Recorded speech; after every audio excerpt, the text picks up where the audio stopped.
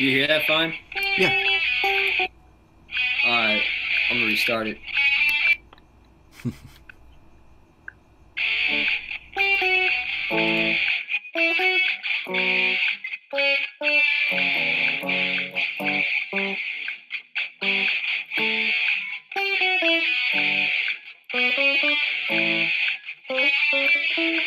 Damn.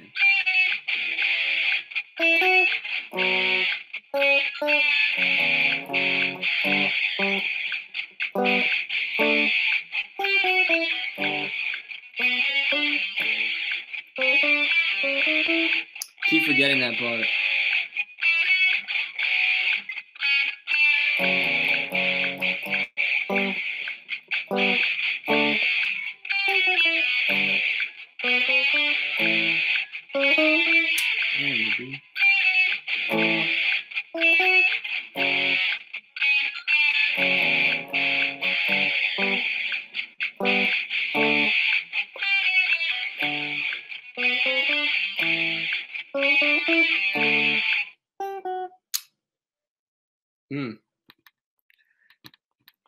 Didn't feel too good about that one.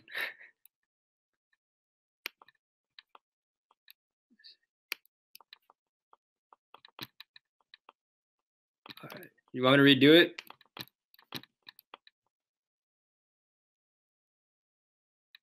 Wait, I don't think I can hear you. I think you're muted. My bad. Could you hear that it wasn't quite right in this section over here? Yeah. So, how do we fix that? Let's see. So it goes.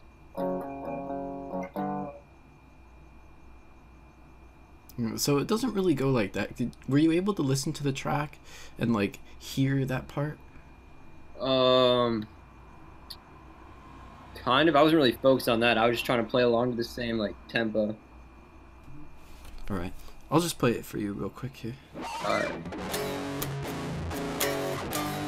All right. So it goes a little slower in that section. Oh. There we go. If you do it like that, it'll work perfectly. It's important to be able to sort of like while you're playing to like notice, hey, you know what? That didn't quite sound right. Maybe the next time through you listen to how it goes or something like that. So, or you try to sort of match your playing to it. Because if you notice any discrepancies between what you're playing and what the music is, you know, it's good to kind of just like try to fix it by listening to it. You know, obviously I'll tell you about it after the fact, but it's good if you can listen to it and fix it on your own without you know, without any help or anything. It's good. All right, cool. Right. Yeah. Yeah. So do you want to try it one more time? Now that you know how that part goes, we'll just try it one more time. That was really good. Everything else was perfect. Cool. Thanks. The ending, I mean, you'll get that. It's pretty easy. Yeah, the ending always just trips me up because it's like, I don't know. I mix it up all the time. Okay. That's good. I'm listening to it one time too.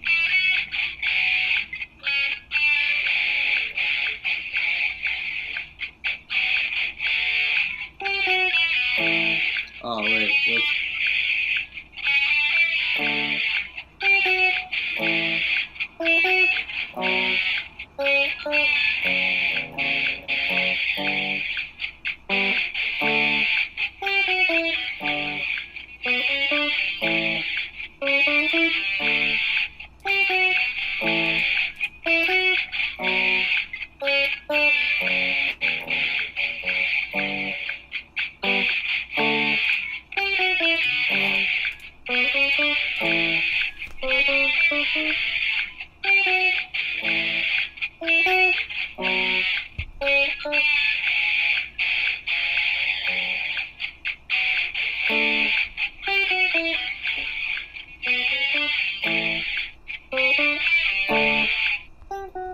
Alright, so that was much better there. Cool. Okay, so let's go ahead and move on. Give you an 8 here for this song. Alright. It's pretty good.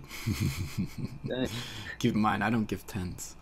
So it's kind of out of 9.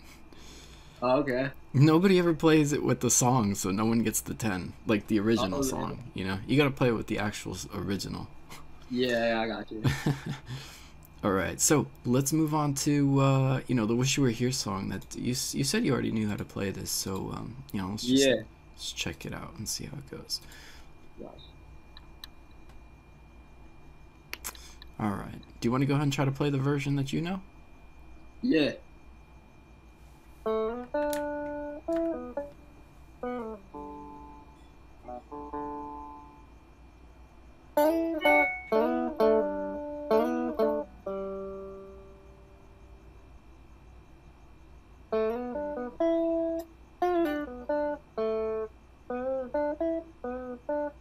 Oh. You're fine.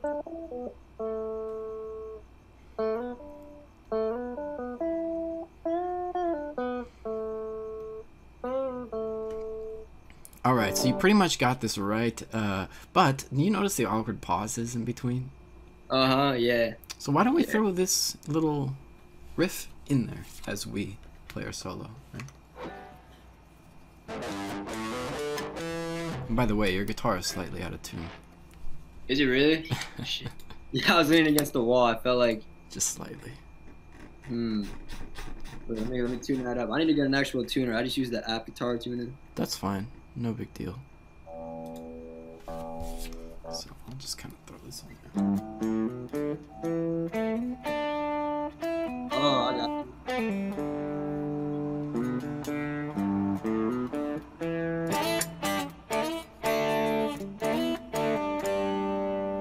Alright.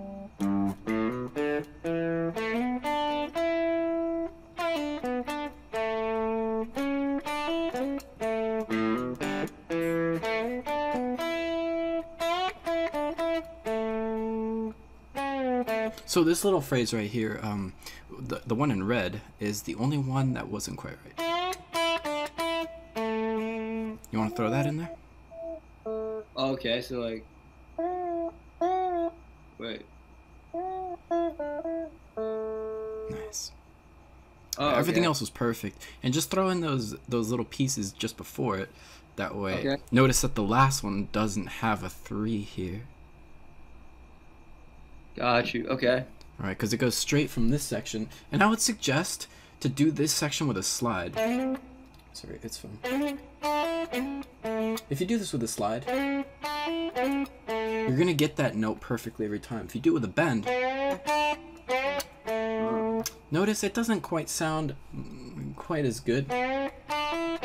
Yeah. Well, you're gonna have to get that bend perfect to get it to sound reasonable, but it still doesn't really quite sound as good. I know he's doing a bend, but if you do it with a slide, it sounds so much better. It does, yeah. Yeah, the bend always messes me up because it doesn't sound good. It sounds really weird. It sounds like, and you gotta do it high bend, because if you do it only a half, it doesn't sound right. You have to do a full bend. Yeah, plus it's one, like one finger. Well, you could use 2 fingers in that case, but you can use both fingers, right? Yeah. Middle finger and the index. But if you do a slide, you're gonna get it accurate every single time. It's smoother, it's easier to play. So I have my students play it like that. It's not a big deal. Alright. So you got this really good, very, very good on this solo. Let's just kind of play it along with the song, see if you can throw in the intros to it. Okay. And we should be able to get it down in a couple tries. So like that? Yeah, just throw in the intro before every line.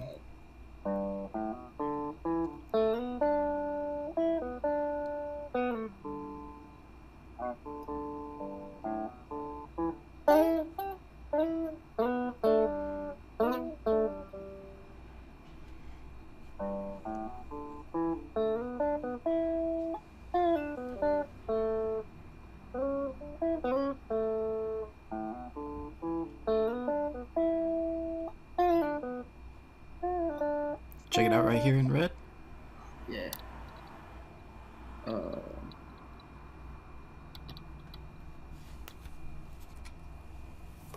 Yeah, I still gotta get used to reading the tabs. It's really easy. There we go. Nice. Alright. You want to try playing it along with the song here? Yeah. Nice. I'll give you a good score on it anyway, just because I'm not going to really have you practice this too much because you already know it.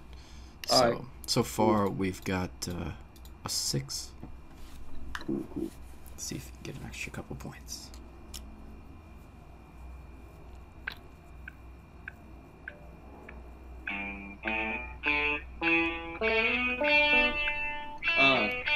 Keep going.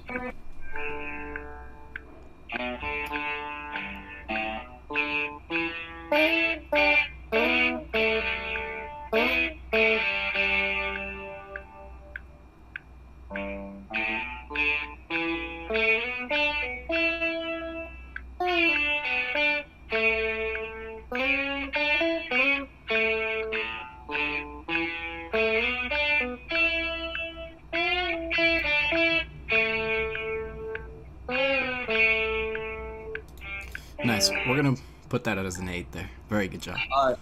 Cool. Excellent. So let's move forward into the next section here, which is going to be our natural chords. This is another really easy thing that we're just going to do.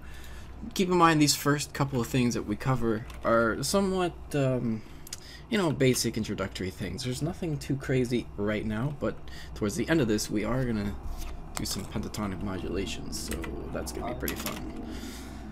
Let's see what we got here.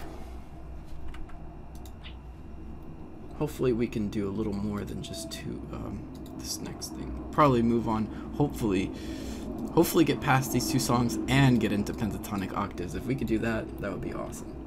Alright, cool. It's just an expansion on the octaves that we have there. So I'll just go ahead and put both Sky 4 and Sky 5 in here. Alright, so if you go ahead and refresh the account page here like this, log out, log back in again, that might work, and we'll take a look at level 4 here.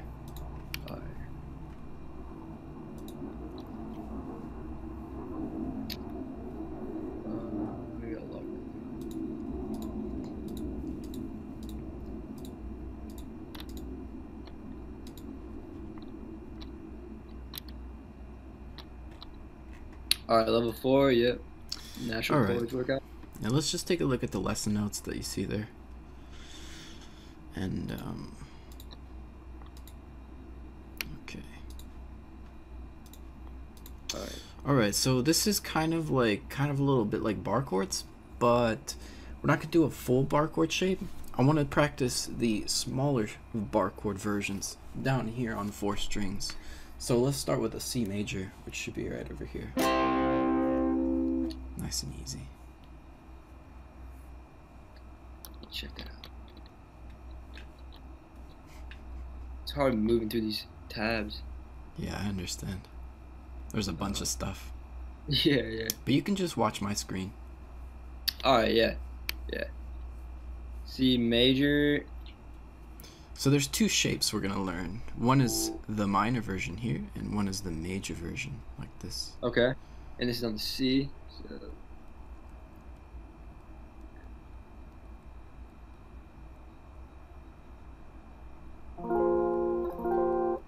That it? It should look like this here. You ever played an F chord, like an open F, or yeah, so a regular F chord? Just play the F chord over there. Alright, so let's move that up to the 8th fret.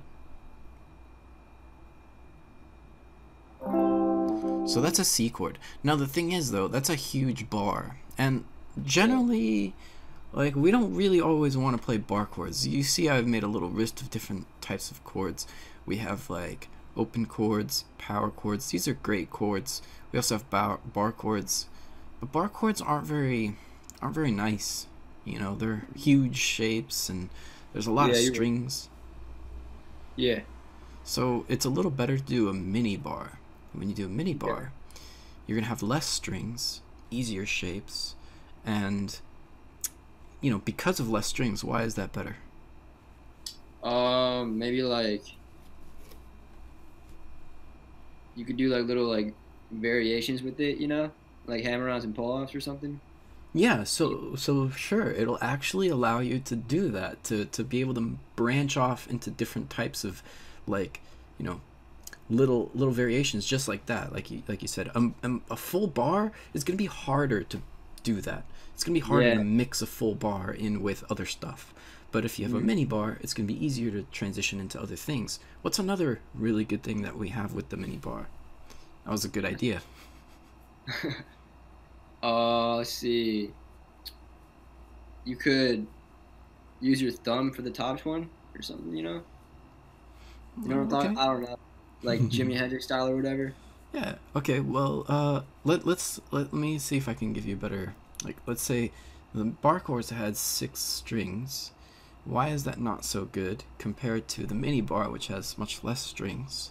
Why is that good? Oh, In your music. strings won't hang out easily. Or you can Yeah. In musical context, what is this good for? let's see. Remember, we've got drums, we got bass, we have guitar, we have a singer. What if we're playing a bar chord on top of all that? Oh, is it loud? It's loud, yeah. It's gonna cover up a lot of sounds, right? Okay. So if you use a mini bar chord, a smaller shape, you're gonna take up less space and give more room for the other instruments. Oh, I got you. Nice.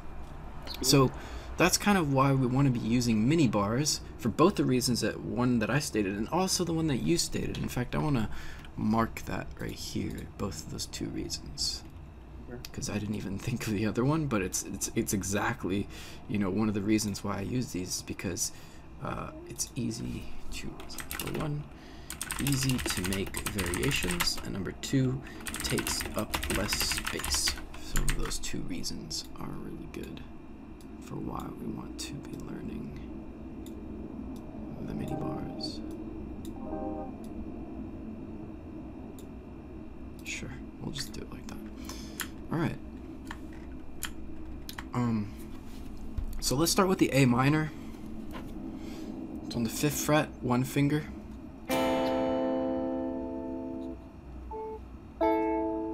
Super easy, right? Yeah. You could add a ring finger to make it a 4-string bar, just like that.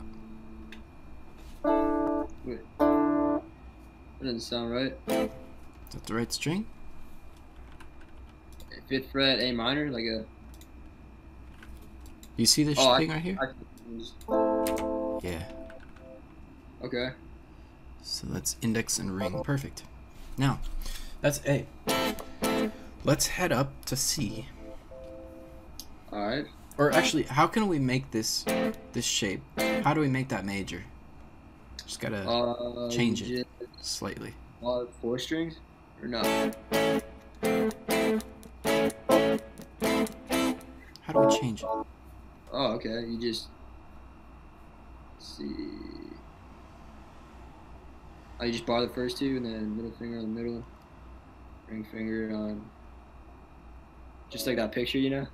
Yeah, it's kind of like that, just that picture. But you know what? What if you just kept your finger across all three, just like that? Just like, you know, there's only one thing you got to do. Oh, yeah, you just put your middle finger down. Just add the middle finger and it becomes a major, you see? Yeah. Just nice and easy. Yeah.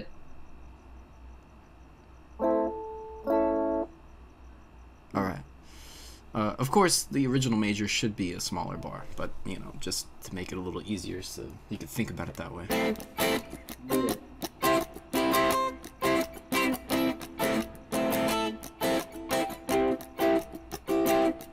So, let's play A, C, here's A, here's C. C major, correct. Now, there's going to be 3 major chords and 3 minor chords, all right? Because you know, inside of a scale, you know, this is essentially a scale, but these are not the notes of the scale, it's the chords of a scale. Do you know that chords have scales too, or scales have chords in them? Scales have chords in them. Kind of, I guess. So a scale should have 7 notes in it, right? Okay. Well, those 7 notes form chords when you put them together. As you can see here, we have C, E, G, D, F, A, E, G, B. How do we come up with this? We just go by 3s. So 1, 3, 5. We play a C, E, and a G together, and we make a C chord. Oh, okay. Right. If we go to the next one, you go D, you do some leapfrogging, you get a D, F, and an A, that makes the next chord. It happens to be a D minor chord. The next one is an E, so you're going to go leapfrog, and you got your E, G, B together, which makes an E minor chord. You see how we kind of construct these? Yeah. You go to the next letter, you leapfrog, F, A, C. Oh, okay. How about for G? What are the three notes in G? B and D. Exactly. G, B, D. You combine those together and you get this major chord. Or we're not really going to talk about other like chord construction in like why it's major or why it's minor, but I'm sure you probably already know that a minor chord has a flattened third, a major chord is not flattened on the third. So wait, so what do you mean flattened third? Like, well, if you don't know about that, don't worry about it. We'll get to that later. okay. Right? Just keep in mind that when you're playing a scale, like you've got notes in that scale, but you could also play these notes as chords. So like here's your C major scale, but you could also play that as chords. Oh, what? You see? Yeah.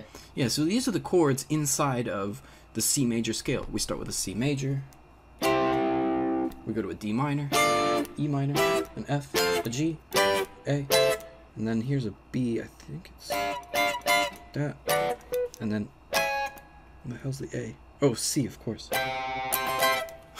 All right. Oh, so each one of those bar chords, or like what chords or whatever, has those three notes in it. Yeah. Oh, interesting. Right. That's pretty cool. Yeah, so it's instead of, we're converting like a single note scale into a chord scale. Oh, okay. Right? So let's Yeah. take a look at the three minors. All you got to do is just remember 3 and 3. 3 minor chords, 3 major chords. It's going to be easy. We start with a, let's do minors first. I think minors are a little better. So we'll start with the A. Do you know what the 3 minor chords are going to be? What letters they are? A minor. You ever heard of a, what?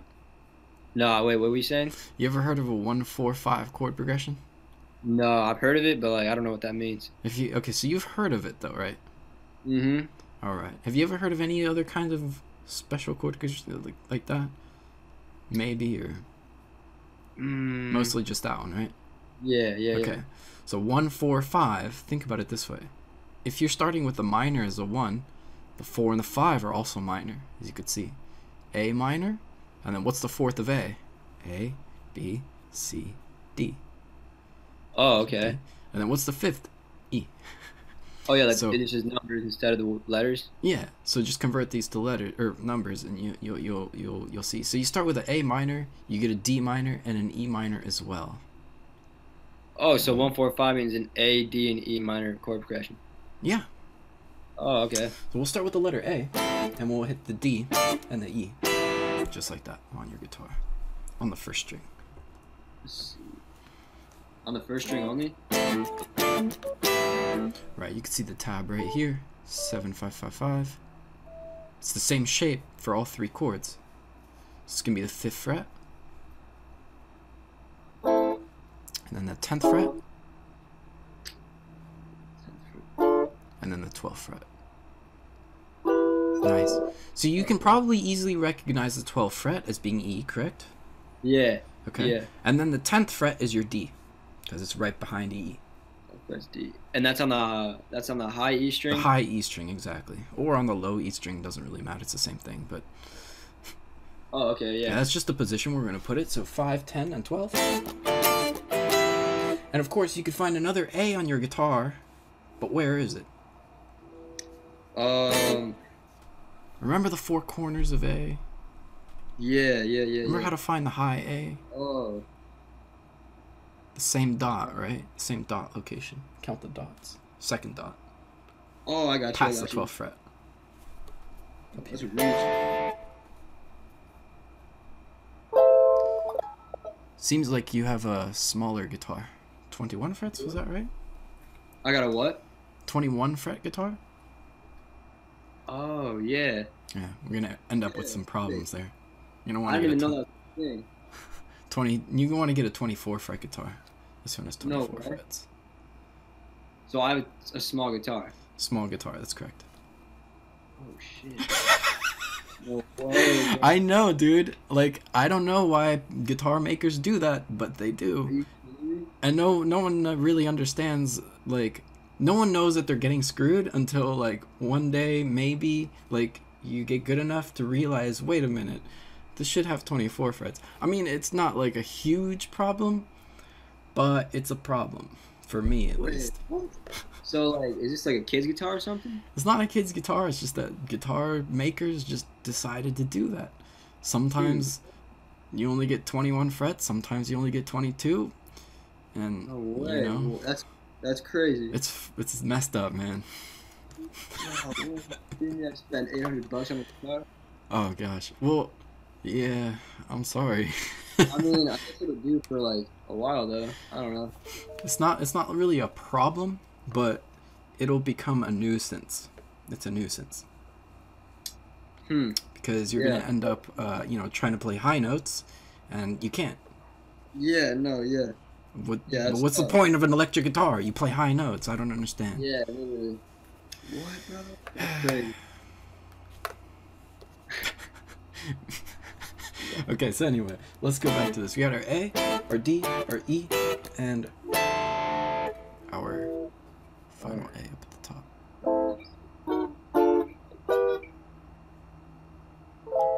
Nice. That's- Also, consider that you might want to put the guitar on the other leg.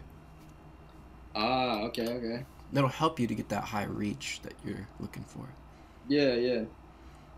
All right.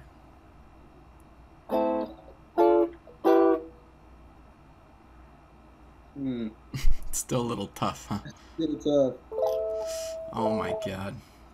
Yeah, this is a Yeah. problem. Like, a lot of students ended up with, like, small guitars. I don't know. At some point, I gotta convince you guys, hey, you gotta get a 24 fret guitar. Yeah. With. If you go over here, I have a little link under the My thing. You can go to. Actually, I think I have to change the links because they cut me from their little equipments here. They cut me from their like referral program, so I have to give new links. But you know, Okay. this is a good one. If you just go and find an, let's see if it still works.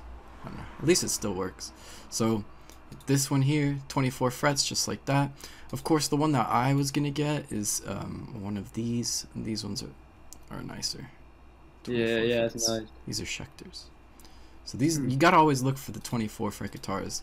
I mean, I've bought a lot of guitars in my life. You'll probably buy a whole bunch. Just make sure that the next guitars you buy have 24 frets, and you'll be Yeah. good. Definitely. My first guitar was an 800, and I don't know. It was good, but you know. Yeah. An expensive one. It was expensive. But why would we want to get an expensive guitar? Like, these ones are pretty Yeah. cheap. In fact, you can get Not one. like, yeah. Huh? You asking me like why? Yeah. For like better sound quality? Is it really though? No, yeah, I've seen YouTube videos of people comparing like $1,000 guitars to like $200 ones, and they basically sound the same. That's right. I feel like it's more about the amp or whatever. Yeah, it's definitely more about the amp. The only difference is probably the design itself, maybe the name brand, maybe like if it's heavy or light.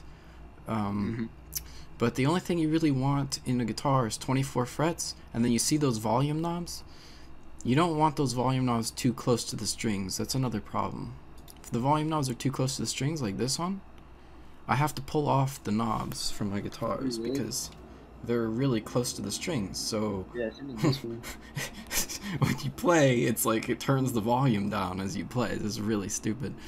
Yeah, And of course, yeah. the low action. Those are like the three things you need: low action, volume knobs, and 24 frets. Yeah, I need to figure out the action thing. The action thing? Yeah, I don't know if the action on my guitar is right, but Yeah. Not yeah, sure. I feel like it is. I know there's like a proper way to like set up like. Did it come that way? Yeah. It should be fine. You don't really want to mess with that. Oh, okay. But just consider that on the next guitar you buy. Just make sure it's got good action. Get the volume knobs, pull them off, and the 24 frets. Anyway, let's keep going here. So we have 3 chords again, right? I'd like you to go ahead and just try maybe with like a drum track or something. We've got one right here, put a 90 BPM drum track. We're gonna use those 3 chords and play some stupid little things, right? Let's see what we got here. Let's turn this down a little bit.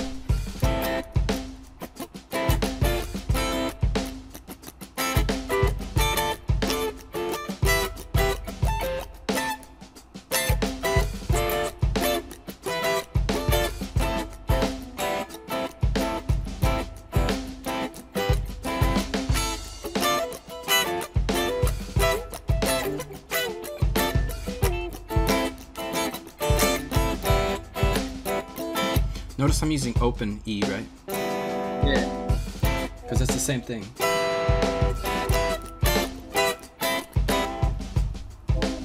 Good enough. Oh, okay. Hit 0, 0, 0. Open E is the same thing as that? Well, if you hit 12, which is E, you can hit zeros, and it's the same thing. It's pretty cool. Yeah. So go ahead and try that with a backing track for just like a minute or so. Alright. With those couple of chords. 16. And if you have 24 frets. It's kind of hard to play up here though. Yeah.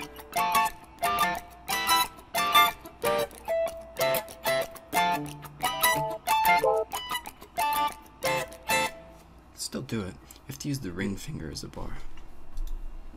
Oh, okay. Right. Instead of the index finger, use the ring finger as a bar. Kid, did you notice I wasn't using the ring finger down here? Although I could if I wanted to.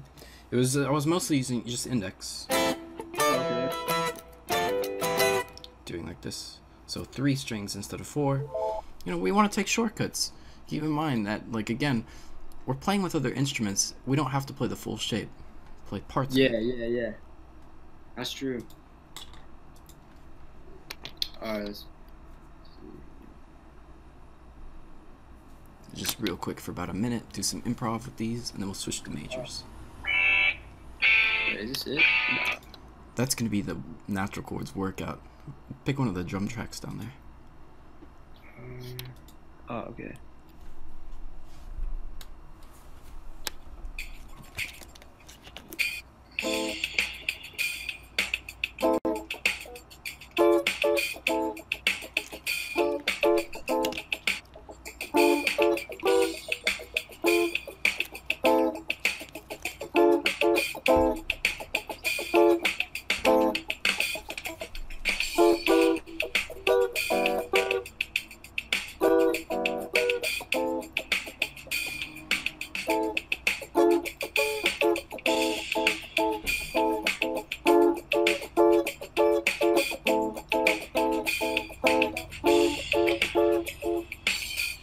Hit the 17th fret as well with the ring finger as a bar.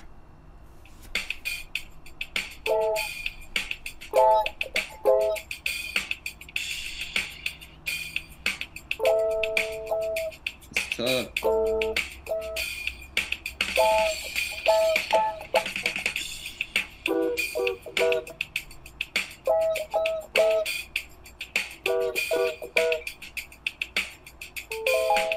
Try switching the legs, by the way. Putting the guitar on there. Yeah. But use the ring finger as a bar up there. The ring finger? Yeah. Oh, right here? Yeah.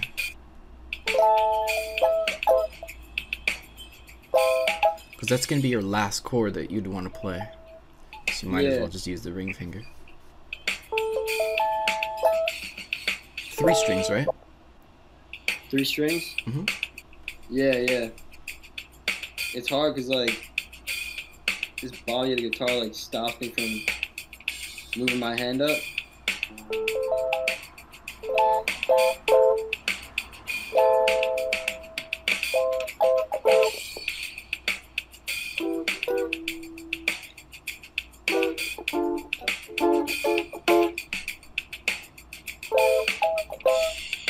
Nice. When you're playing between 10 and 12, you can use 2 fingers. Index on 10, ring finger on 12. So like From 10 and 12? oh, I got you. So where's 10? Oh, index and then ring, right? Index on 10, ring finger on 12. Right here. Go and try playing them. Yeah, and then switch to ring. Ring finger. This is my ring finger. Okay, can you play the index finger on the 10? 10, 10, 10? Uh-huh. And then the ring finger on the 12, 12, 12, 12. Oh. Yeah. Just like that. So just use 2 fingers.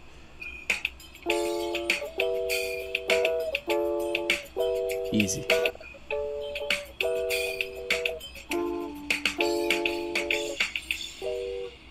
That's pretty cool. Yeah. This is only for 3 strings, right? Not 4? Oh, we're doing that. I was using my ring finger for the 4th string.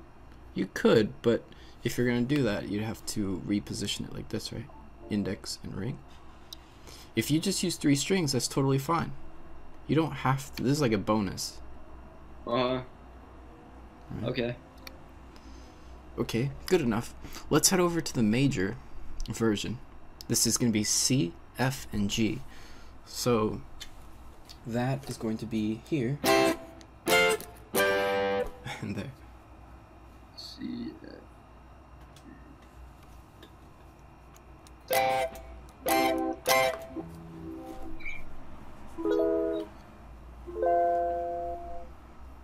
Alright, so again, this is going to be 8th fret for C. And then 13 and 15.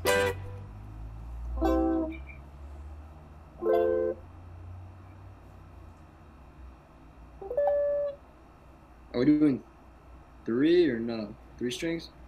In this one, you actually do need 4 because, in fact, you can kind of even like forget about the first string on the major chords, because keep in mind a 1, 2, and a 3 is going to be more impactful than having 2 of those ones there. However, it should be all 4 in a sense. Okay. It'll sound good because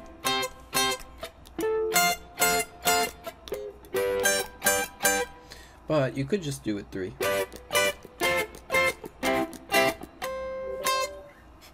Okay. See what I mean? Yeah, yeah.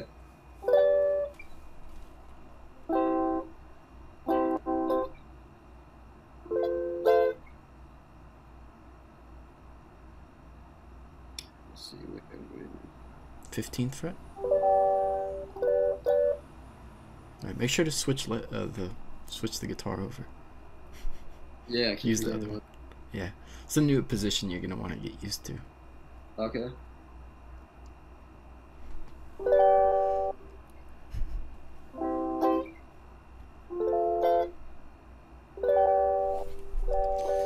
So we really don't have any room up there, huh?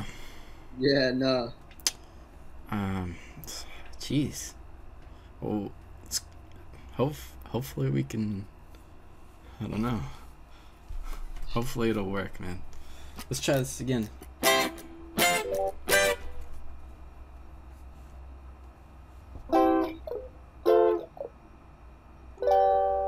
Awesome. Okay, so same thing with before. Let's put on a drum track and just kind of play around with those 3 chords. When you feel comfortable with those 3, you're just going to put all 6 together. And you're going to make a 6-chord progression. Alright.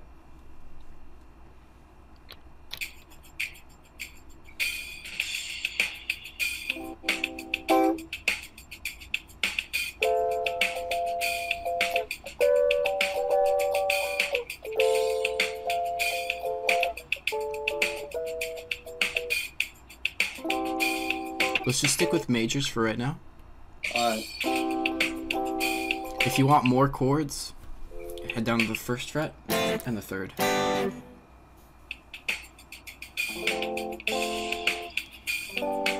F and G, right? Yeah.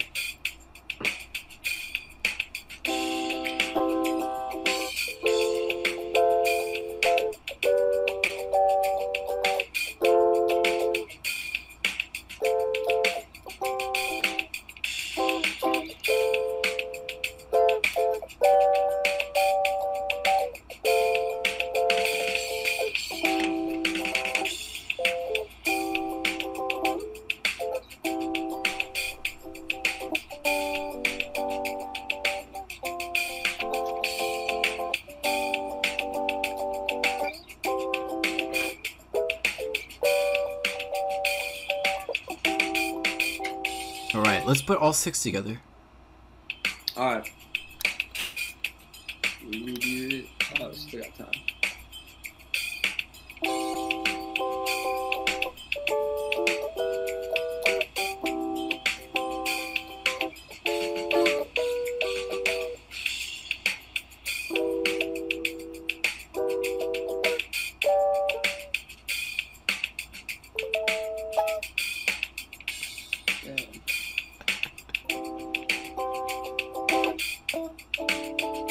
Is that one of them? Is that an A? Yeah, I think so. Okay.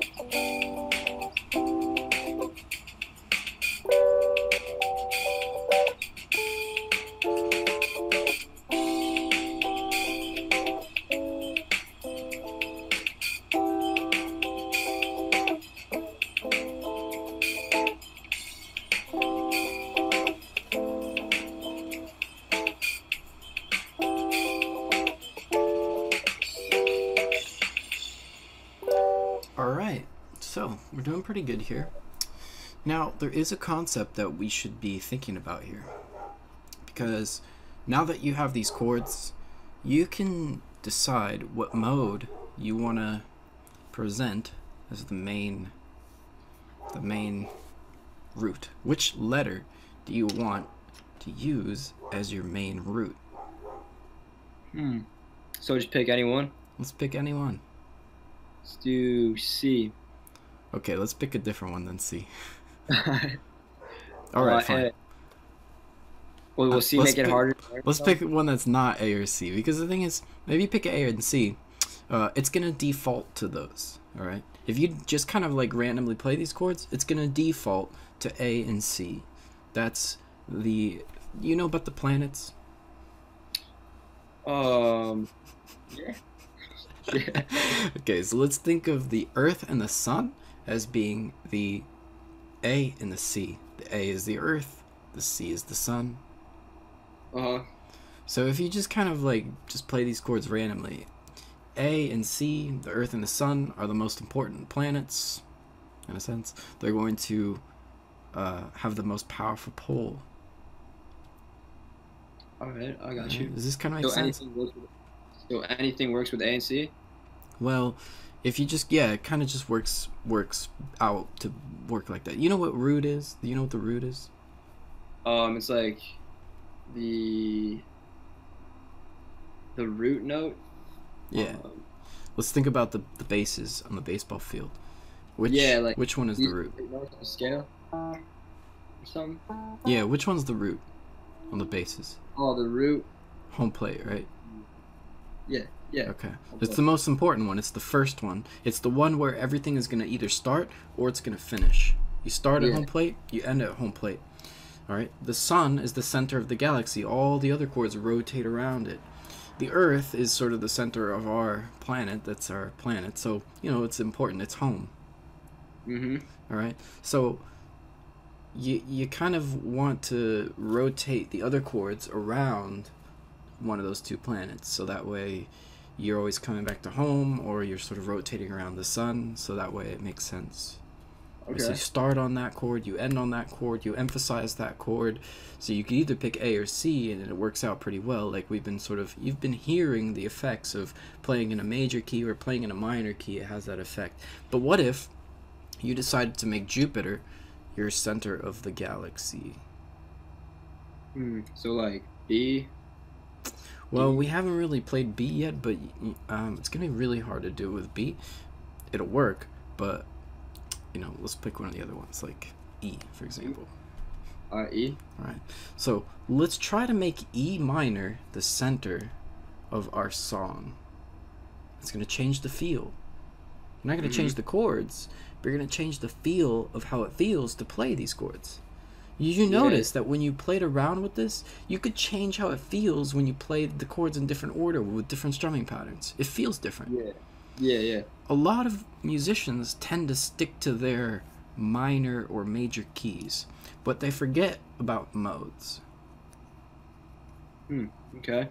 Modes are powerful because you play the same chords, but you can get these chords to have a different feel. So if you start with an E minor chord instead of an A minor, it's all of a sudden going to start trying to rotate around Jupiter.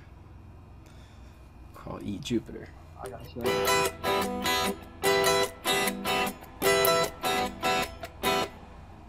Didn't you feel how that felt different? Just because I played that chord as sort of the first chord? Like, we had heard that it should sound like this.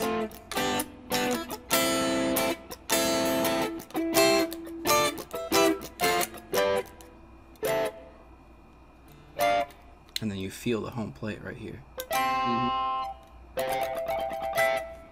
So you're like, oh, I'm finished, I'm done, I'm back home. That was the sun, the sea. But what if I do this?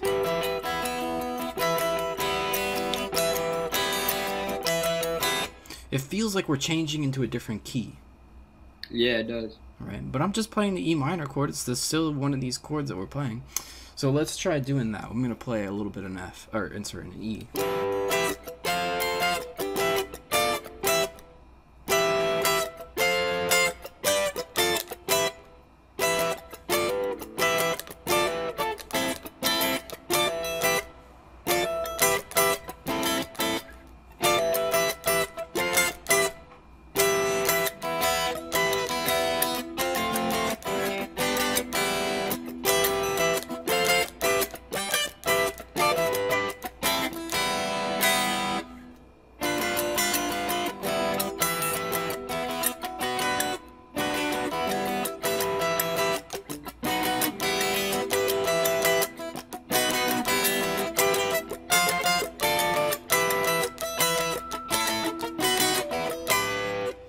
And there you go. You see, it feels totally different the way I played that, even though I'm just using the same chords from before. Yeah. That's pretty interesting. Yeah, it's pretty cool. Now, when we're playing in the key of E, it's also very important to manipulate your B chord. You remember the 1-4-5 chord progression thing that we talked about? All right. So, what do you think is the most important chord besides the 1? There's one other chord that's really powerful and very important. The B. Well, let's give it a number.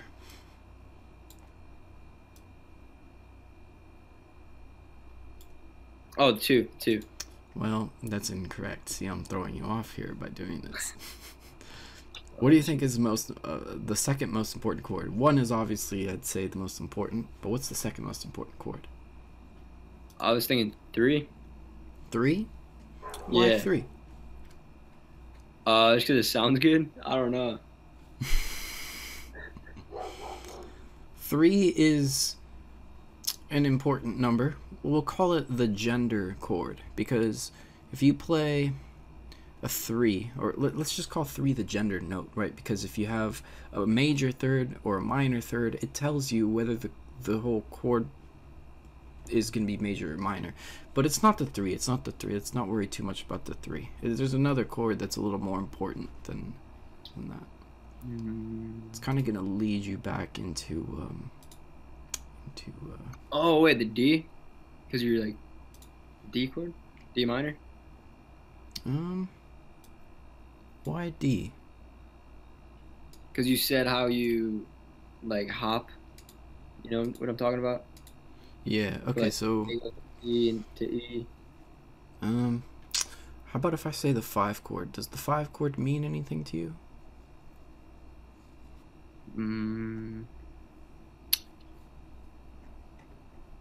If it doesn't immediately say something, then Let's take a look over here. So basically, we're going to talk about how do you establish one of these roots, right?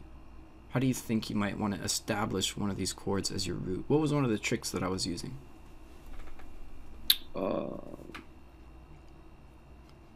Just a hint over here.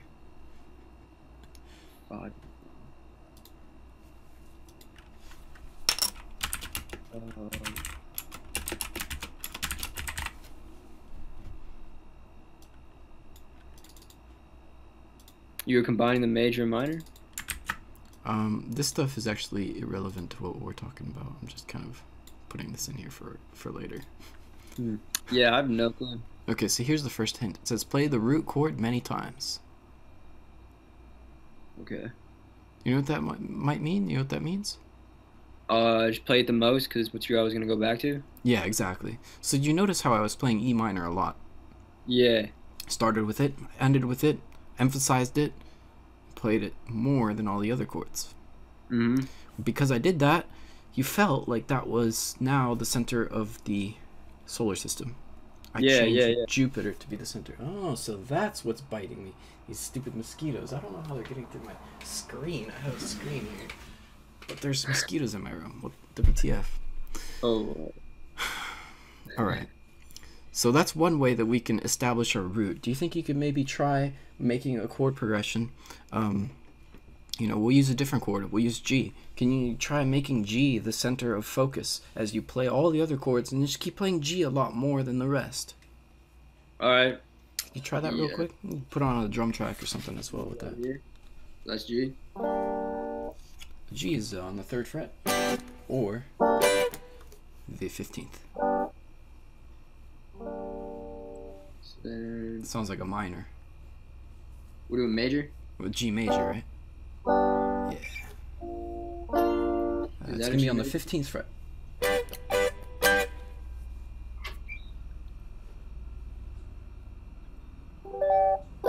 Right, 15th fret or the 3rd fret. One of those two. That's going to be your G chord. So let's see what you can do if you keep repeating G's a lot more. You start on G, you end on G, you just keep playing it a lot and see what happens now to the music. And that's what a mode is, you're saying? Yeah, this is essentially what a mode is that you're sort of focusing on a different chord rather than your original A or C minor or major chord right there. Oh, okay. Hopefully that makes sense. If it doesn't make sense now, it'll make sense more later. But okay. Let's see.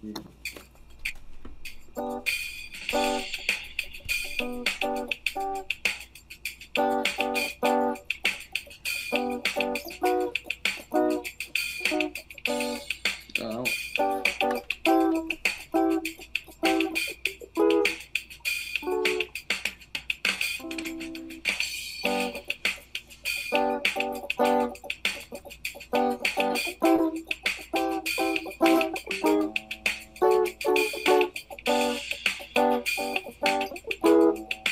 Damn. You gotta play the chords right. Yeah, I know I'm not playing them right.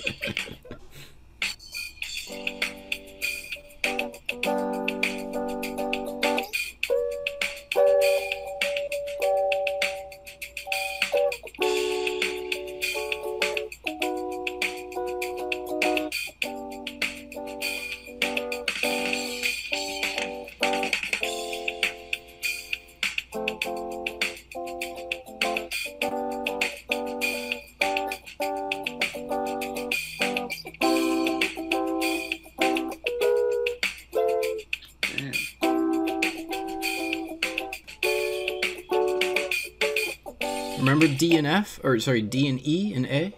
Those are minors, right? D, E, and A. Yeah, this is minor.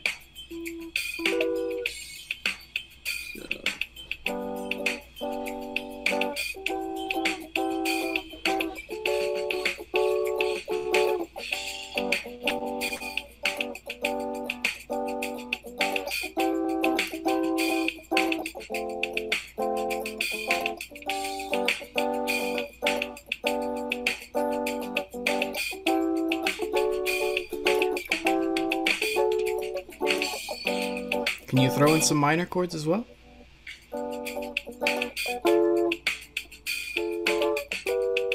Is that a minor? D and E, right? Maybe. Yeah. Okay. Okay.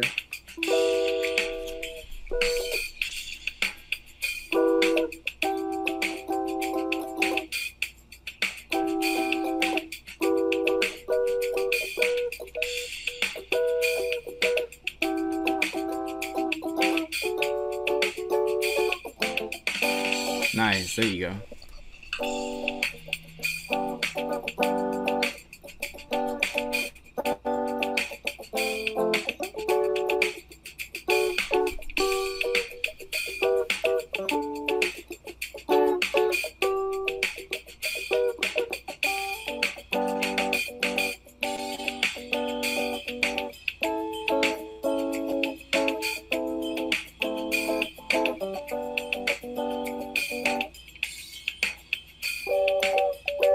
All right, very good. We can pause it here. Did you feel how that changed? Yeah, yeah, yeah. A lot different than the previous time when you played this sort of at random. It felt like A and C were your home plates, and you came back to those. But now you turned it into G. So if I'm doing all those different types of chords, like let's say you're playing like a scale over this, would you only play this scale for the G major, or would you have to switch, like, you know what I'm saying? Yeah, you use the same scale. The cool thing about this is the scale remains the same. The chords will always remain the same. Okay. All right. It's only what chords do you choose to play, in what order, which one do you emphasize more than the rest. But the scale remains the same. So we're going to memorize one scale over the entire guitar neck and one version of all the... It's the original, right? It's the natural scale. Yeah. But the cool thing about that is that it gives you access to like 6 different modes, 6 different sounds, 6 different emotions, you know? Whereas a lot of people tend to try to change keys. They're like, let me play in the key of A minor, or let's switch to the key of E minor, or F sharp minor, or something like that. I don't know. But, you know, you're trying to change keys, try to get a different emotion. But the problem is, when you change keys, you're still playing the same emotion. You still get the minor feel from whether you play an A minor, or G minor, or C minor. It's still the same minor scale. Yeah. You're not getting a different emotion out of just by changing keys. It does nothing. Okay. The only way to get a different emotion is to choose a different mode. Got you. Okay, or... Yeah, of course, it makes sense, right? Because it's like it's kind of like going to a different story in your apartment building. Although, you know, all the floors, like, it's just a different floor, but the floor plan remains the same. So it's not like you're getting a different view or anything. The view is the same. You look out the window, it's the same street. Yeah. I don't know. It's something like that. But essentially, like, if you want to get a different emotion, you have to change scenery. You have to move, you know, from the park to the beach, and from the beach to the mountains. And now you've got a different change of scenery. Yeah. You could put the same apartment there. You get the same floor plan. But now it's a change of scenery. Yeah, I got you. See? Me and my analogies, man. I'm telling you. Okay, so it helps to understand that, because a lot of people, again, they try to change keys to get a different emotion. They want to play something different. They want to play something else, so they change keys. But it doesn't work that way. So I should never do that? Well, not until later. If you want to do a modulation, okay, later towards the end of the Sky book, we'll do some modulation where you can sort of see how you might be able to change keys. When you modulate, you will compare this key to that key. When you compare this key to that key, you're going to have a comparison there. That is a change of emotion. But if you just play a song in this key, and then the next song you play in this key, and it's the same, like the minor scale here, and it's the minor scale here, that does nothing. It's the same key, it's the same scale, it's just in a different spot on the guitar neck. Okay. So, so you can never have a G minor, right? That doesn't exist. You can have a G minor, of course. So this would be a G minor? Oh, wait, yeah. That's right. And so if I was playing... So, like, if the G minor was, like, the main chord that we're talking about with like the mode, and I'm just doing like their chords around it. You'd But have to switch everything around. The chords. Yeah, so you play the other minor chords then, right? The chords are all gonna change. Once you change keys, you have to change all these chords. These chords here that we're working on, let's focus on only the A minor scale and only these chords that we're looking at until you start to understand how the other chords and the other keys make sense. It's basically you take this and you shift it like this. You shift it like that. You play the same exact pattern on a different place of the guitar neck. You change your key. Oh, I got you. But it's the same pattern, therefore you get the same sounds, just slightly higher pitch, slightly lower pitch. Okay. But the emotion remains essentially fundamentally the same. Alright. Alright. Let's take a look at more different keys or different modes. Alright. So instead of playing over the G as your thing, let's switch it up. We'll do maybe the E minor. I think that's a good one to work on. And so you use the first technique here, play the root chord many times. Let's try another easy one that you can do, is playing the 1 and the 8 together, sandwiching them together. When you do that, you very firmly establish that that's your new key. If you just play one version, the low version of the chord, it's not as powerful as if you play both versions, because what does that do? If you play the low and the 8, the 1 and the 8, the low and the high, what does that do? It's kind of like a start point and like an end point. Exactly. It tells you where you begin and where you end. Your limits of the limit at the bottom and the limit at the top. Gosh, It really helps your ear to like understand exactly which box you're in. Okay. So let's try that with E minor. It's really easy to do it for E because you just go 12 on E or 0.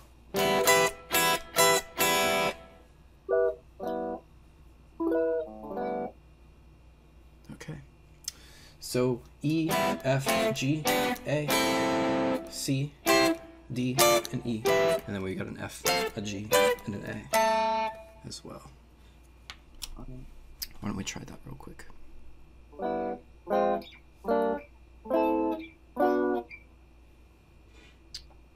Is that right so far or no? Let's try it again from E, nice and slow.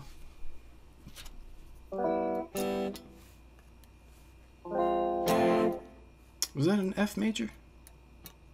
Oh, we're doing major again. Yeah, these chords have to remain exactly the same, so they're never going to change. Oh, okay. I see what you mean.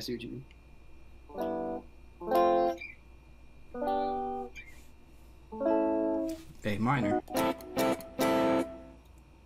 Yeah.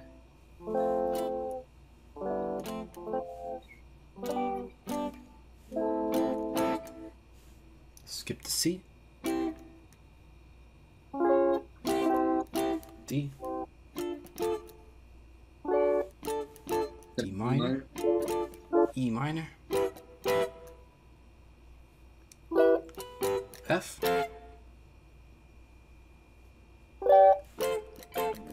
G. And then finally A.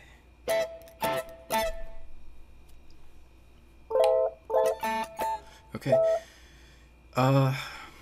Yeah, so let's try just sandwiching.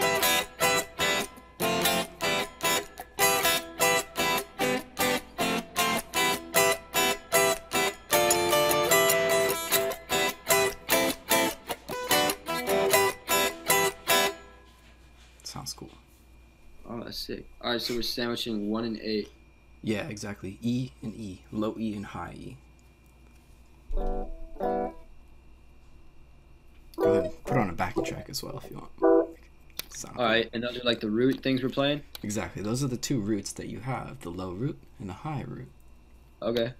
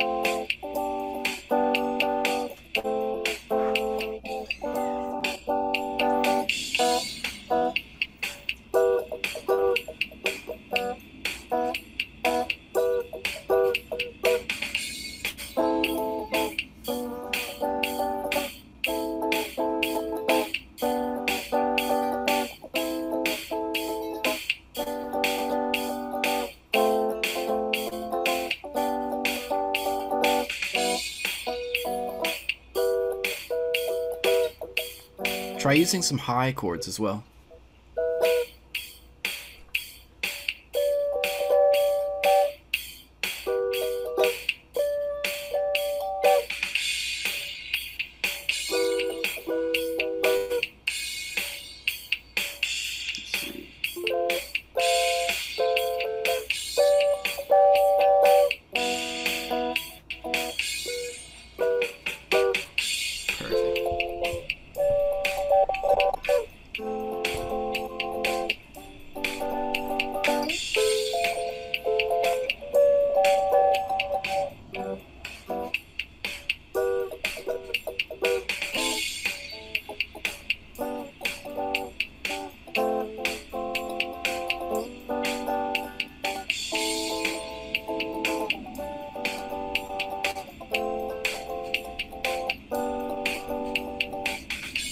Perfect. We'll go and pause it here.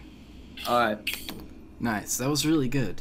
Are you starting to see how, like, you can play, it's all the same chords. But now we've practiced it enough times that now you kind of know where all these chords are. Yeah, that's pretty cool. Right? Yeah.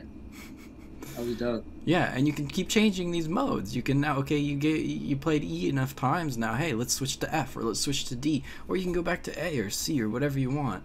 Alright? Now, what about this B, though?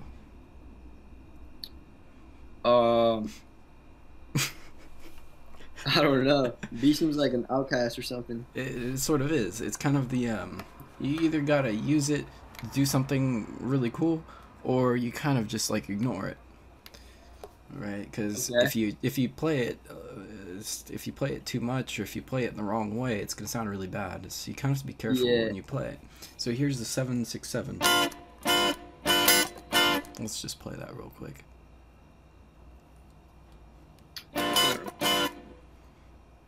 Like a backwards D, right? So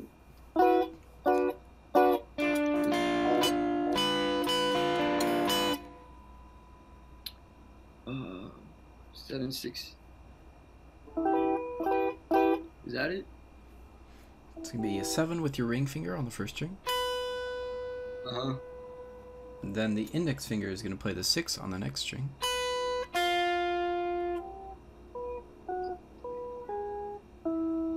Wait a minute. 7 and a 6.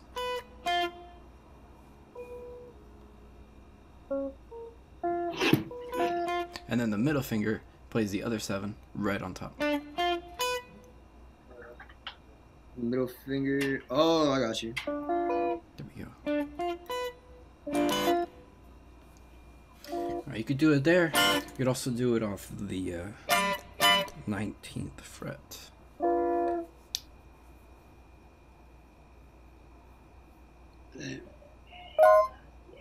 One less. There you go. Okay, so there's your B diminished. So when you're playing the when you're playing in most keys, you're gonna use that one. All right. Like if you play in any other key, like F or G or A or C or D, you're gonna use the B diminished. But if you're in the if you're in the E minor, you're gonna want to match that up. This diminished no longer works very well. So I'm going to make it in purple here. And we're going to do this here. We're going to highlight the E minor. And we're going to highlight these notes here. Okay. So for the mode I was just playing in, that wouldn't work? When you're playing in the E minor, the mode that you were just playing in, we don't want to play B diminished. All right? Okay. We'll figure out why, right? Because this is the next tip about how to make these chord progressions sound good. All right, you've ever heard like a 5-to-1? No, I never heard of that. Okay, well, essentially, the 1 has a certain type of pull, but you have a way you can like set it up. You have like a setup chord that allows you to, set you up for a return back to the 1. All right. Yeah. Okay, so if you just jump from wherever and you go back to 1, like it works, but there's a good way to sort of transition smoothly so that wherever you are, then you sort of hit the transition chord back to your 1. And there's two. Oh, okay. Yeah, there's two good transition chords. You can see the numbers up there.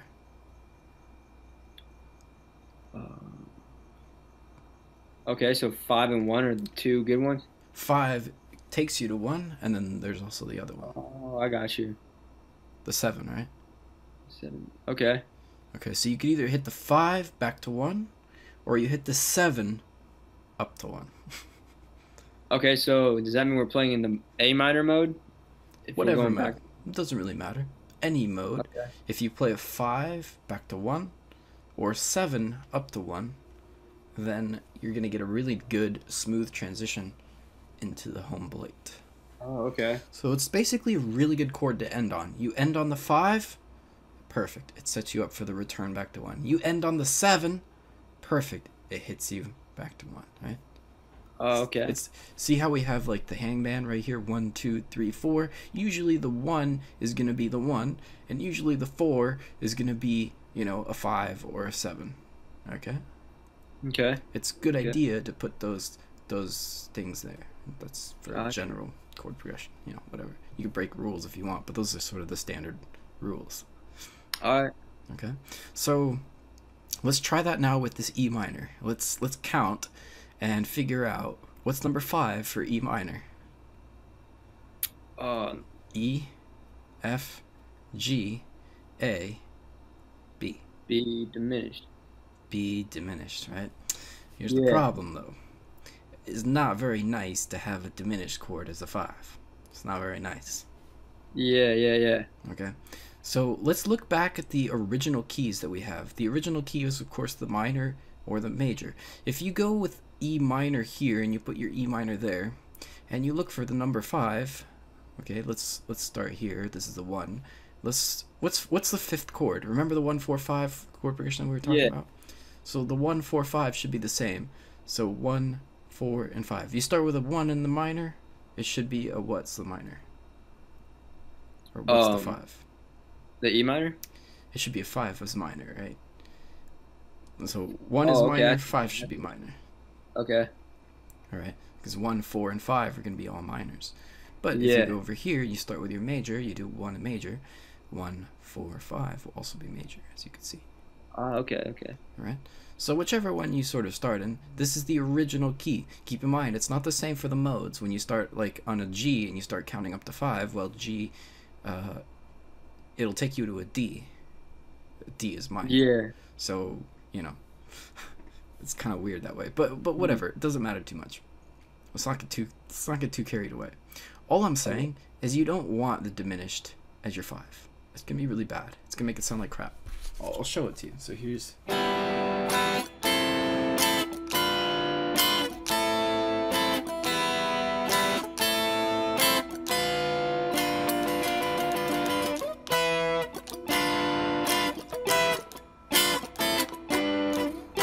I mean, it sounds okay, but there's a better option. So instead of a diminished chord as our 5, what are we gonna do? D minor? Well, D minor would be a 7. Yeah. So that could work, but, you know, what are we going to do about the B? Because eventually we got to play a B chord. It's a good chord to hit. It's a 5. So we want to hit the 5, remember, at some point.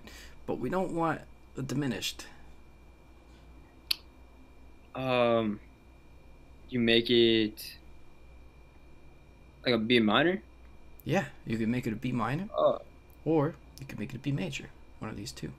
And one of them is going to sound better in a certain context. I usually believe that the B major will actually sound the best out of all 3 of these combinations.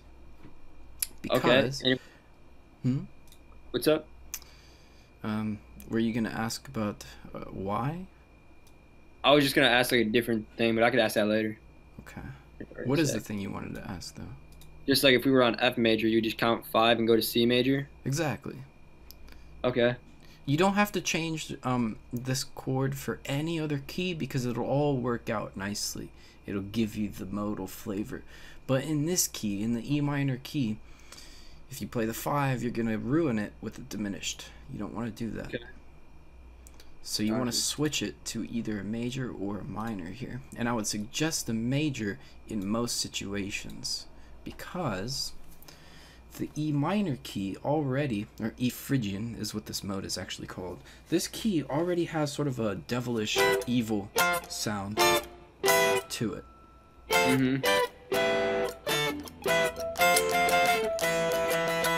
Okay, so to sort of keep in that spirit, if you play an E minor as your 1, and then you play a major for your 5,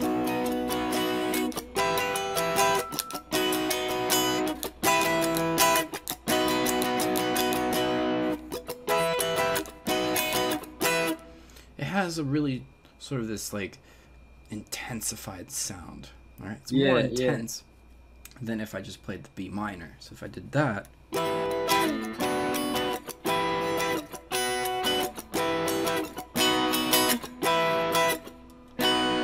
it sounds better with the major version. It sounds okay with the minor version. I'm not saying it doesn't, but it sounds a little bit better, a little bit more of a push, more edgy with the B major contrasting the first 1 as your minor. See, because usually if your 1 is minor, your 5 should be minor. So it works very well with the minor. But if you put your 1 as a minor and your 5 as a major, now you're talking harmonic minor, and well, it sounds even better. So let's practice again the E minor key, and we're going to start using the 5-to-1 trick. All right, or the 7-to-1. You could do that as well. You could hit the D minor up to the E, and that'll work very nicely. But you want to use one of these two, both of them, and if you want. Okay. Be a good idea. And sort of try out, how does the B minor sound? How does the B major sound?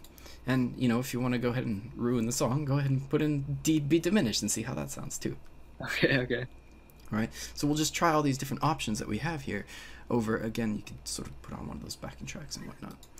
All right, you want to try this out? Maybe you could do it without the track first, just so you can get used to playing these chord progressions. Yeah. Again, so D to E. So D to E, that's 7 to 7 that's to 1. 7. Yeah, that was the easy one. Away from D? Hmm? So you're counting 7 away from D? E is your 1, so 7 is going to be behind that. Oh, okay. Or you could count up 1, 2, 3, 4. Or sorry, this is 1, 2, 3, 4, 5, 6, and 7. You count up 7, you get to the high D, or down 1, you get to the low D. In a sense. 5 to 1. 5 to 1 is going to be E, F, G, A, B. So anytime you hit a B chord, you're hitting the 5. Anytime you hit a D chord, you're hitting the 7. So that way your 1 is the E. Okay. Okay. All right.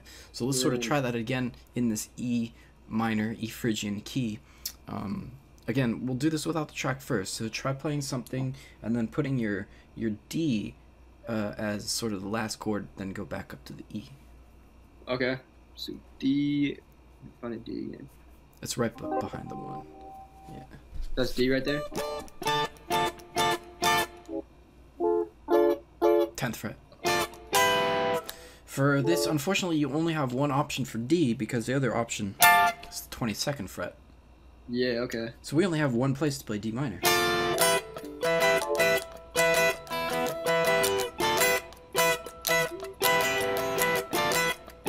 And that's kind of how it sounds. Okay. You see, it flows pretty nicely. Yeah, yeah. Yeah.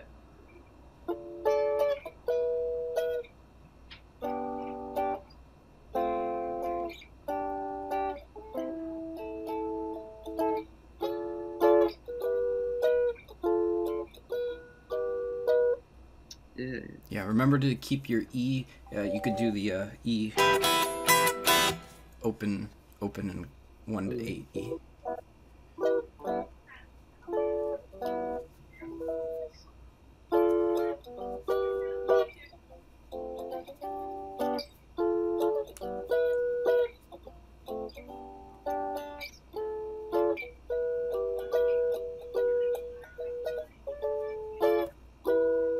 So you can go, yeah, you can go from E to D. Well, if you go backwards, you're going away from center of gravity, so you got to come back to the center of gravity. Oh, okay, okay. From D up to E is the best way. Now, if you go from D to the 0, well, it's going to cause some chaos there, because if I go from, it's going to be sound nice. It sounds better if it's closer together than if you do a large leap from like the high 7 to the low 1.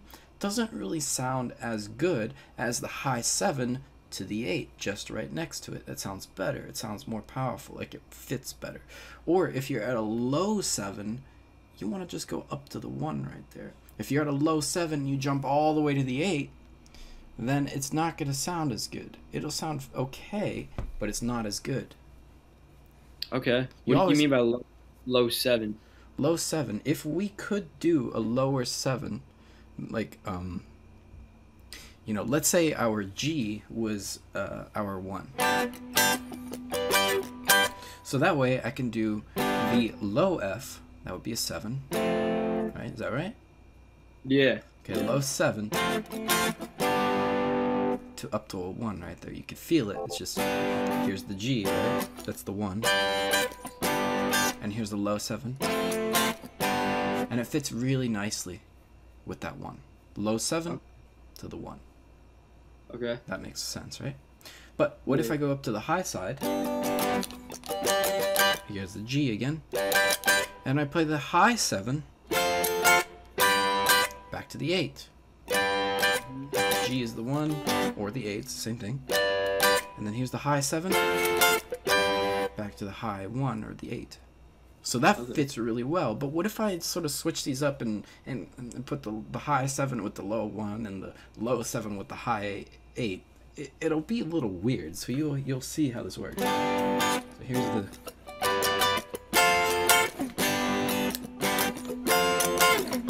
Well, it sounds pretty cool in this case. Mm-hmm. But you have to experiment with it and see what happens. If we go to the low 7...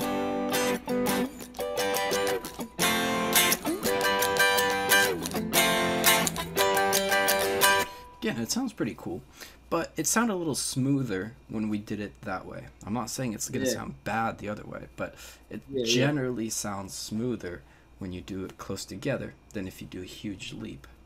Right? Okay. It's also harder to play, but you know, you want to compare. You want to see what sounds better in whatever context you're playing. There isn't any particular rule. It's just general guidelines. Okay. So let's try this here with the E. And you did fine with the D. Let's go back to the B minor now. Let's see if you can start using B minors, B majors, or the B diminished and putting that together with your E minor somehow. Okay. So B, is that B diminished right there? B diminished. Make sure to establish your E as your center. So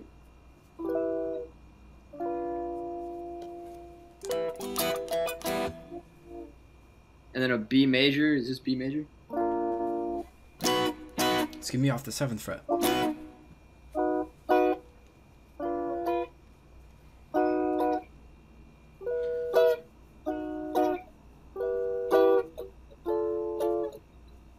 So only play E's and B's. Okay. Forget about all the chords for now. Alright. Remember to establish your E first.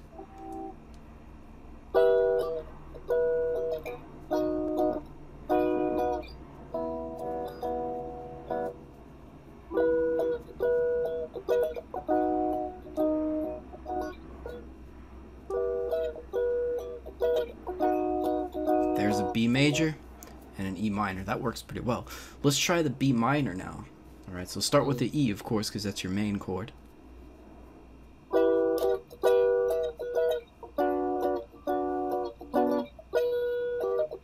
See, that works really well as well.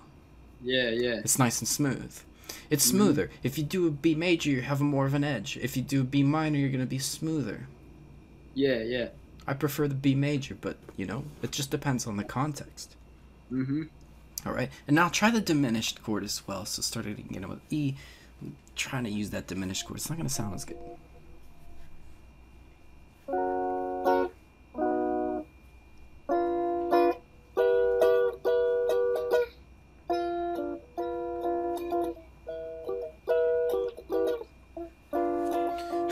as you can see there, it's kind of like ruining the sound a little bit. Yeah, it sounds weird. It sounds a little weird. It could work again in the right context, but you know, I prefer out of all these majors. So let's try now with a backing track. You can use more chords, but try to focus on throwing in the trick of the D to E, the 7-1, or the 5-1, which would be a B to E. And it has to be in that direction, not the other way around. Although you could go the other way and then come back. No problem. Oh, I got you. Right? All right. Nice. You're getting this, man. This is good stuff. Yeah. These are the laws of chords. This is going to apply to whatever type of chords we use. Doesn't matter if it's bars or this thing. It's just kind of, these are very unusual chord shapes that are not very common. So let's just play around a little bit. Gotcha.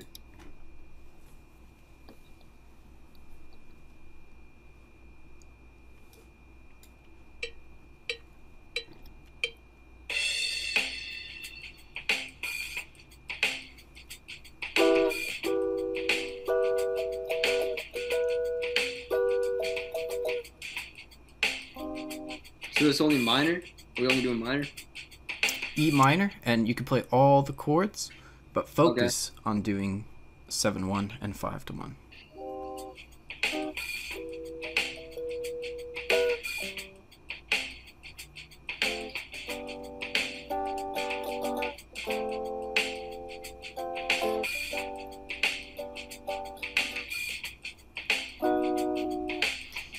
Gotta go back to that E. You gotta make the E the center. Okay, so I don't go to the...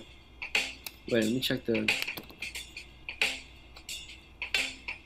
So it's either a D or a B diminished. D or B. But you have to make sure your E is the center. Okay. So remember the different tricks we had for that? You either play the root many times, you play the 1s and 8s. Just do that a bunch. Okay.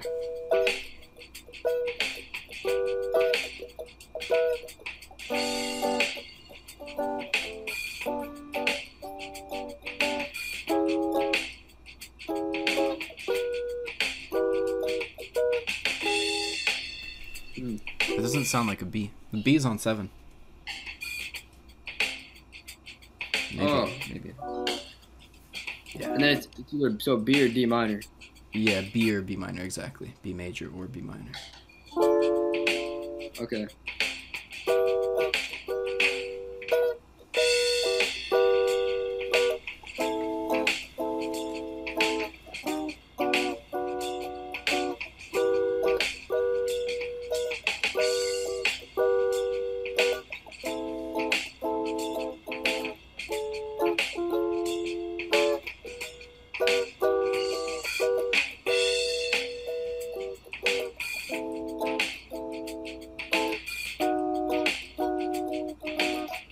Nice.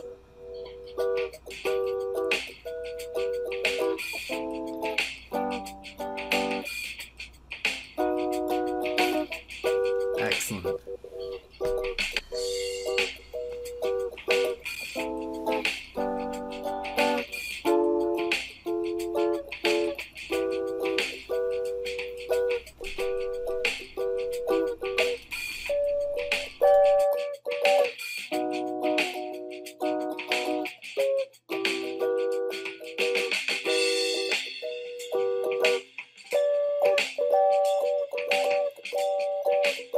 Hit that D. Yeah.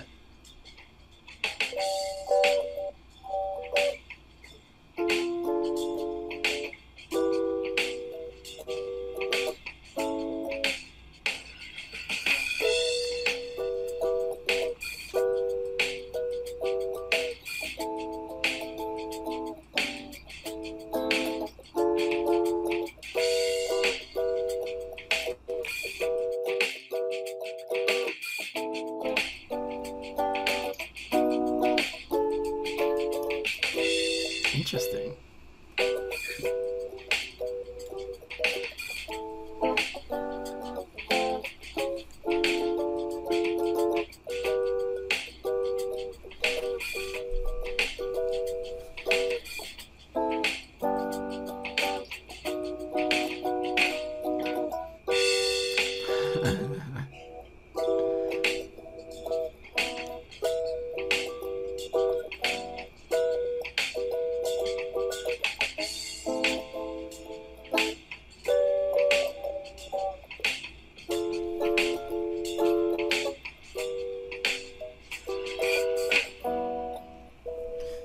Right on, man. That was perfect. You see how they lead into your E? Yeah, yeah. Yeah, that's unlocked a lot of stuff actually. It's a lot of stuff, yeah, indeed. Well, I mean, it's technically only like 1 or 2 rules, because like this is kind of the same as this. You play the 1 and the 8 together, you sandwich them together, you play the root many times. It's kind of the same thing in a sense, right? Yeah, yeah. So let's just sort of put it all into one, which is just play the roots a lot. Play a lot of roots, ups, downs, ups and highs and lows. Doesn't matter. You play a lot of roots, or you could play a 5-1 or a 7-1. You play one of the ending chords that lift you back up to the root. Yeah, yeah, yeah. If you could do that, if you do these 2 strategies, you're already like, you know, playing really good chord progressions like that. Okay. And those are the 2 sneaky tricks that you can use to establish your mode and to make it sound good. Of course, you gotta sort of be able to do this for all the different keys, but you tend to get used to it. You know, you just kind of pick one of these letters to start with, put on a drum track, and just, you know, work with one of those letters and see what you could do for that. See how it sounds to play in that key, because they're all gonna have different sounds. Yeah, that's sick. It's pretty intense, man. Yeah. All right, man. So I guess we'll call it here, but that's pretty good, man. Good job. All right, thank you. Yeah, thanks for going over the time too. Yeah. It's all good, man. I'll see you around, okay? That was Beast. All right, cool. Have fun, dude. Peace. All right.